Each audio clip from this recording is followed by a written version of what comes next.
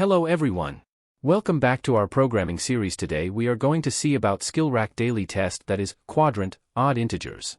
First we will see the solution in C. C equals map, int, input, dot split, takes user input for the number of rows, R, and columns, C, and converts them to integers. Mat equals, int, I, for I in input, dot split, for underscore in range, R, takes user input for a matrix of size R x C and converts each element to an integer. Odd equals 0, 0, 0, 0, initializes a list odd with 4 zeros.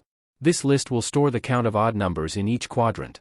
Q1, Q2, Q3, Q4 equals, initializes 4 empty lists to represent the 4 quadrants of the matrix. The next 4 blocks of code iterate over the matrix and populate the quadrants, Q1, Q2, Q3, Q4.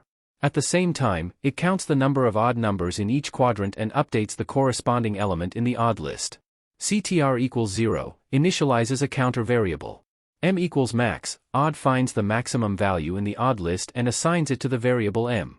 Res equals, initializes an empty list residential that will store the result, i.e., the quadrant with the maximum number of odd numbers.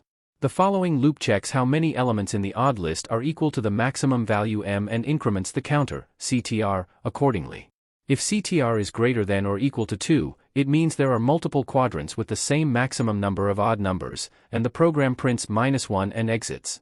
If there is only one quadrant with the maximum number of odd numbers, it assigns the corresponding quadrant to the residential variable.